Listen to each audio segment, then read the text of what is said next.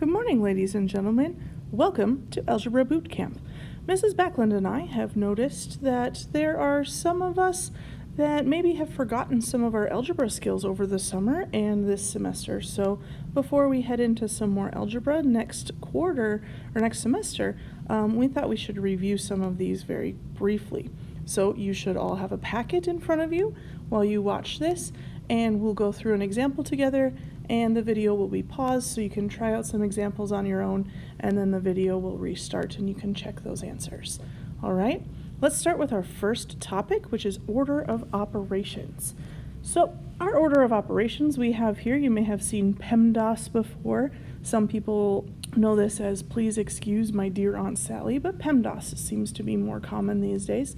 That tells us we do all parentheses first, exponents second, then we multiply and divide, and this is really important, guys, from left to right.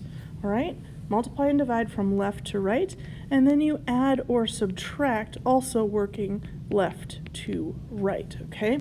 That is not all addition and then all subtraction. You work from left to right when it's all addition and subtraction. Same with multiplication and division. As an example, let's look at this one off to the left. We see we have a lot of things going on in here, but our order of operations tells us we start with parentheses first. So we're going to do what is in parentheses, and everything else just gets written down. Okay, so we're going to do 4 minus 5, which is -1. Everything else stays the same. Okay, it's a lot of writing, but keep track of what you're doing. Next says we do exponents, right? So we do have one exponent here. Remember, everything else just gets written down. -1 squared, parentheses are important there, is +1.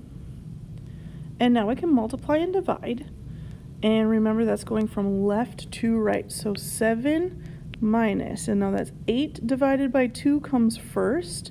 So we're going to have 8 divided by 2, which is 4. And then I still have times 1 plus 6. I have one more multiplication. 4 times 1 is just 4. Okay, and now I add and subtract working from left to right. So I do 7 minus 4, which is 3 plus 6. And my final answer is 9. Following those orders of operations. All right, now pause the video and try 1 through 4 on the front page of your worksheet packet, and then we'll come back to check when everybody's done. Welcome back. Did you finish those? Here are the answers I have for 1 through 4. Did you get the same ones? Great. If not, perhaps a classmate can help you out. Let's look at topic number 2.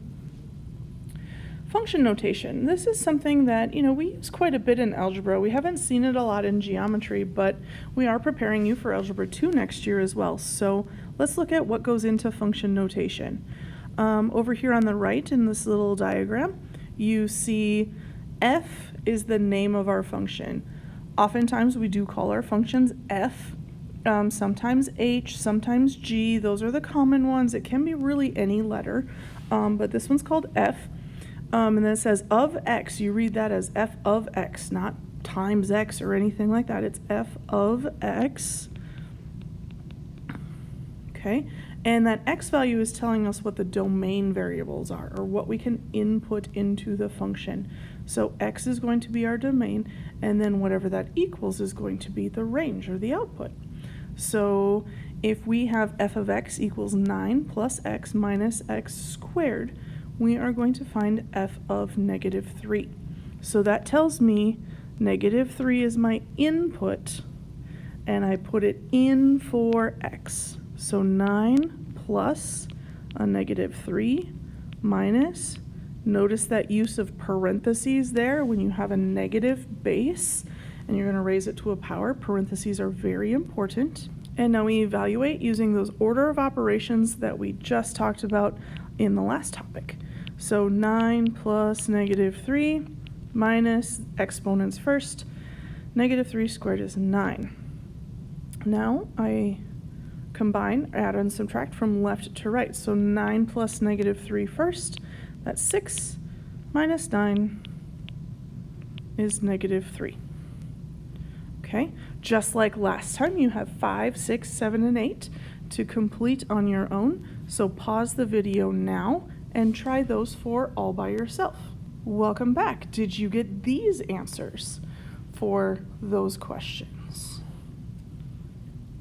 Great if you did. If you did not, perhaps check with a classmate who can help you figure out what you did wrong.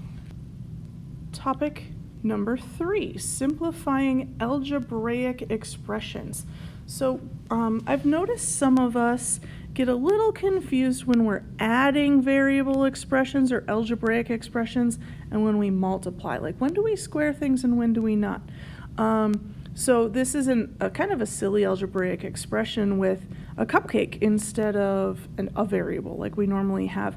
But the point is the same. You can put anything in there, and as long as you're adding, you do not change that variable or that algebraic part.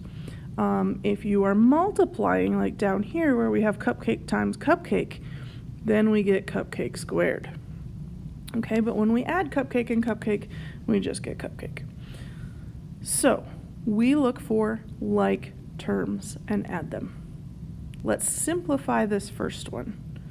Do you see any like terms? Sure. I see these two are like terms, right? They both have x. So we combine those. 8x squared.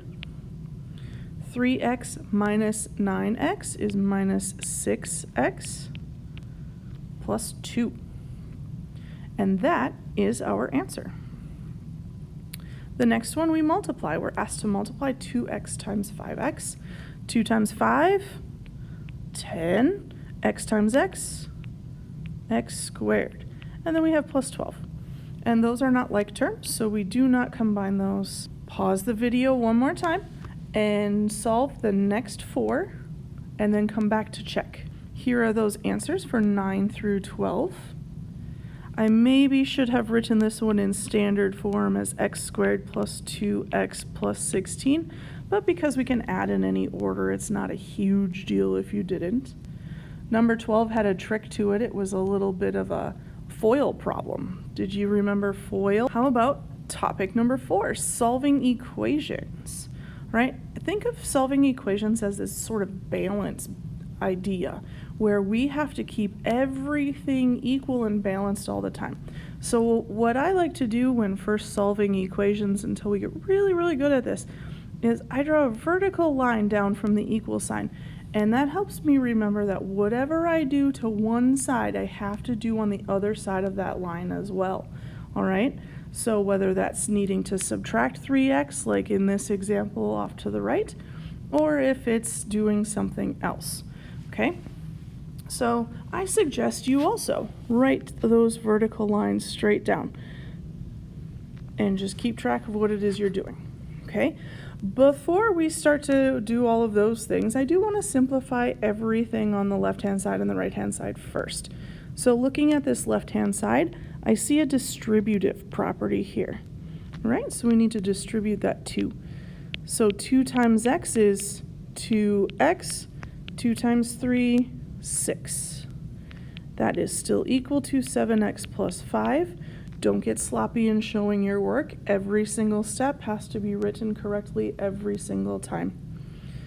On the left-hand side, I do see some like terms, so I'm going to combine 3x plus 2x equals 7x plus 5. And now I decide whether I'm going to move the x's to the left or to the right. No wrong answer here. You can move either direction. I think I'm going to choose to move the 5x. I'm going to subtract 5x from both sides. And that's going to give me 6 equals 2x plus 5. And then I'm going to subtract this 5. And that gives me 1 equals 2x. What's the very last thing I need to do? I have to undo multiplying by 2. So divide, and I get 1/2. We're just going to leave that as a fraction, equal to x. Okay? Whatever you do to one side, you do to the other. Notice when I combined these like terms back in my second step, I did not do anything on the right-hand side. It was only simplifying on the left. Okay? You have, again, some problems to check out. 13 through 18. Go ahead, pause the video, and solve those 6 now. Welcome back. Did you get these answers? Our next topic is still solving equations, but with things that are squared. All right, so just like with addition and subtraction, those undo each other, they're inverse operations. Multiplication and division, also inverse operations. We have inverse operations for squaring, which is a square root. Okay, so what we want to do is first isolate the squared thing. So whatever that happens to be, okay? Squared thing. Sometimes it's a group of parentheses that's squared. Sometimes it's just a single variable. But you want to get that all by itself. Then take square root both sides. So square root both sides. And there's this weird thing that happens. When you square root both sides, you have to remember that there are 2 possible solutions. So remember the plus or minus. Do you remember that from Algebra 1? Yeah, what a weird symbol. All right, so I'm going to draw my vertical line here to remind myself. Got to do same thing on the left as I do on the right. So what do you think we should do first? Agreed. Let's subtract 14. So that's going to give me x squared equals 56. And then I'm going to square root both sides because now my squared term or my squared thing is completely by itself. So I'm going to square root both sides, and that gives me x equals square root of 56. I don't really know what that is off the top of my head, so go ahead, type that into a calculator, square root 56, and you should get 7.483. I tend to round to 3 decimal places. Some people do 2. It doesn't really matter to me on this worksheet whether you do 2 or 3. And then, of course, what do we need to remember? Plus or minus. As soon as you take the square root, plus or minus. So those are my 2 answers there. Okay. Pause the video. Try the next set of questions. Welcome back. How do these answers compare to yours? Sometimes we have a plus or minus a single digit like 19 and 21, and sometimes we ended up with this 1 or -7. Did you get those too? Last topic for today, solving inequalities. And now these, we always want to maintain that inequality where one side is always bigger than the other. And our graphs, or our solutions, sorry, they get graphed on a number line. Once we solve, then we graph them on a number line. So a couple things to remember when solving inequalities. We're going to flip the symbol when we multiply or divide by a negative number. Okay, so only when you multiply or divide by a negative do you flip the sign.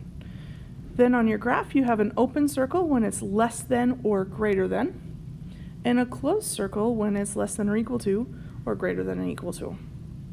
So if it's equal to, you close that circle. If it's not equal to, you leave that open.